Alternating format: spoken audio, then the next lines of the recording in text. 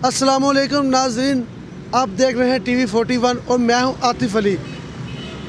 एक हमारे भाई हैं, उनके साथ बहुत ज़्यादा ज़्यादती हो रही है, जुल्म की इंतहा, जुल्म बहुत ज़्यादा जुल्म हो रहा है जी। जानते हैं उस भाई से उसकी जुल्म क्या क्या हिसाब है।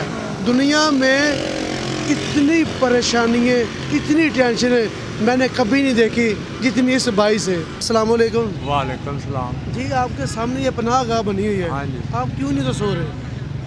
ਇਹ ਚੱਕਰ ਹੈਗਾ ਕਿ ਮੇਰੀ ਤੇ ਮਜਬੂਰੀ ਹੈਗੀ ਹੈ। ਇੱਥੇ ਰੋਡ ਦੇ ਉੱਤੇ ਸੁੱਤਾ ਆਇਆ ਵਾਂ ਕਿ ਇੱਕ ਸ਼ੇਰ ਖਾਂ ਬੰਦਾ ਹੈਗਾ ਵੇ ਪਠਾਨ, ਆਪਣੀਆਂ ਜਵਾਨ ਧੀਆਂ ਛੱਡ ਕੇ ਇੱਥੇ ਬੈਠੇ ਆ। ਜਦੋਂ ਮਰਜ਼ੀ ਆ ਕੇ ਘਰ ਤੰਗ ਕਰਦਾ। ਹਲੇ ਕਿ ਕਿਸ਼ਤ ਵੀ ਦੇ ਰਹੇ ਆ, ਡਬਲਾਂ ਦੇ ਪੈਸੇ ਲਿੱਤੇ ਨੇ, ਉਹਦੀ ਵਜ੍ਹਾ ਨਾਲ ਲੁਕਣੇ ਫਿਰਨੇ। ਉਹਦੇ ਤੋਂ ਨਹੀਂ ਤਾਂ ਸਾਡਾ ਤਾਂ ਆਪਣਾ ਮਾਸ਼ਾਅੱਲਾ ਕਿਰਾਏ ਤੇ ਮਕਾਨ ਹੈਗਾ। ਜਵਾਨ ਧੀਆਂ ਨੇ ਸ਼ੇਰ ਖਾਨ ਦੀ ਵਜ੍ਹਾ ਨਾਲ ਤੰਗ ਹੋ ਗਿਆ ਤੇ ਸੁੱਤੇ ਆ। ਕਿਸੇ ਨੂੰ ਕੀ ਦੁੱਖ ਸੁਣਾਈਏ। ਇਮਰਾਨ ਖਾਨ ਇੱਥੇ ਜਦੋਂ ਜਲਸਾ ਕਰਨ ਆਏ ਸਨ, ਅਸੀਂ ਉਦੋਂ ਵੀ ਉਹਨੂੰ ਕੋਈ ਦੁੱਖ ਸੁਣਾਉਣਾ ਸੀ, ਮਗਰ ਕੋਈ ਸੁਣਦਾ ਹੀ ਨਹੀਂ। ਉਹਦੀ ਵਜ੍ਹਾ ਨਾਲ ਸਾਨੂੰ ਇਹ ਰੋਡ ਤੇ ਸੋਣਾ ਪੈ ਰਿਹਾ ਜਵਾਨ ਧੀਆਂ ਛੱਡ ਕੇ। आप है किस जगह, लाहौर के या बाहर के? ਲਾਹੌਰ ਦੇ ਗਿਆ ਕਿਨਾਰੇ ਕਰੀਮ ਪਾਰਕ ਕਚਰਾ ਵਿਰੋਧ। नहीं तो ये गुजारा कैसे कर रहे हैं? इतनी महंगाई इस दौर में तो एक मिनट भी काम ना करें तो गुजारा नहीं होता। ਕੰਮ ਜਿਹੜਾ ਨਾ ਉਹ ਤੇ 1500 ਦਾ ਕਰ ਲਈਦਾ। ਉਹਨੂੰ ਕਿਸ਼ਤ ਵੀ ਦੇਈ ਦੀ ਹੈ, ਘਰ ਸੌਣ ਦੀ ਜਗ੍ਹਾ ਵੀ ਲੱਭੀ ਦੀ ਹੈ। ਜਦੋਂ ਮਰਜ਼ੀ ਭੈਣ ਭਰਾਵਾਂ ਨੂੰ ਫੜ ਕੇ ਘਰ ਆਈਏਗਾ ਤੇ ਰਫੜ ਪਾਏਗਾ। ਪਹਿਲੇ 60,000 ਸੀ, 80,000 ਪਾ ਦਿੱਤਾ। ਉਹਦੀ ਵਜ੍ਹਾ ਨਾਲ ਕਿਸੇ ਟਾਈਮ ਜਵਾਨ ਧੀਆਂ ਦੇ ਸਾਹਮਣੇ ਆ ਕੇ ਗਿਰਵਾਨ ਫੜੇ, ਛਿੱਬੀ ਦਿੰਦਾ। ਉਹਦੀ ਵਜ੍ਹਾ ਨਾਲ ਇੱਧਰ ਉੱਧਰ ਲੁਕੇ ਰਹੀਦਾ ਕਿ ਆ ਕੀ ਕਰੀਏ, ਕਿੱਥੇ ਜਾਈਏ। जी नाज़रीन, ये भाई की बात सारी सुनी मैंने।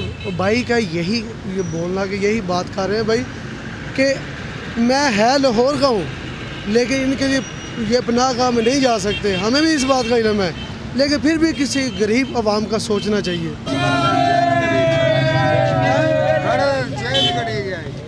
अस्सलाम वालेकुम। वालेकुम सलाम जी, किस जगह तो आए हो अल्लाह ले? माज तहसील चौधरी जिला साहिवाल मैंड कमरे थाना हड़प्पा। क्यों सुते हो रोड ते तो सोना तो गुनाह था ना। मैं अगे जुमरा को आंदा जो मैं टुर जांदा सो सिविला बाड़ी फौज है।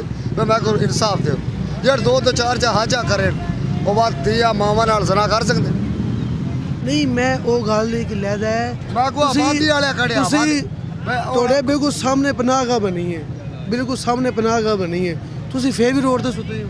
और रोड ते सोना गुनाह ना। आईडी कार्ड बने हैं? हां आईडी कार्ड है तो फिर क्यों सुते हो? बोले ओदे के देखदे सवण देना दो दे सवण देना ओ मुसाफरा वास्ते साढ़े पक्का पक्का ठिकाना बन चुका है। नहीं आईडी का तुसी तो मुसाफिर, तुसी बाहर दे इलाके दे हो। जो मेरा डिफेंस नहीं, मेरा डिफेंस नहीं, मैं क्यों बाहर इलाके दा, मैं ओली मानदा मेरा डिफेंस है। इत्थे समझ है उत्थे रोड ते समझ जाओ मैं को गुनाह ना, मैं को डर ना। मैं छोटा जिहा आसू मैं को दरबार दी पुलिस वाले ले आंदे मुड़े उस तो बाद मैं को पुलिस वाला के जितना तेरा दाढ़ी मोछ ना आवे तो ना आना। मैं ठीक है बाबा और दाढ़ी मोछ आओ तो दरबार पड़े 16 लगे हुए और मोड़ दरबार दी मुरम्मत उस तो बाद मैं था आया या मेरी दाढ़ी मोछ आई है। वो काम काज भी करते कोई नहीं? हाँ मेरा रकबा 60 किलो 65 किलो जमीन है मेरा। वो मेरा वाले ठगी होगा, बच्चे ना ठगी होगी।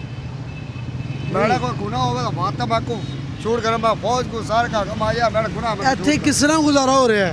गुजारा है तो बाप ਦਿੱਤੀ ਜਾਂਦਾ ਅੱਲਾ ਦਿਖਾ ਦੇ ਜਾਂਦੇ ਆ। ਡਿਬਰੀ ਡਕੋ ਤੋੜ ਲੈਂਦਾ ਹੋਰ ਕੀ ਕਰਨਾ। ਪਿੱਛੇ ਭੈਣ ਭਰਾ ਕੋਈ ਫੈਮਿਲੀ ਕੋਈ ਨਹੀਂ ਪਿੱਛੇ ਹੈ? बेटे से मेरा बिरा कौन है? अच्छा, मैं कला कला यहाँ मेरा छोटा बड़ो निका निके उसे फौत हो गया बालदा है छोटे छोटे फौत हो बाकी मेरे सारे मुखालिफ पेंट वाले सारे मुखालिफ हैं।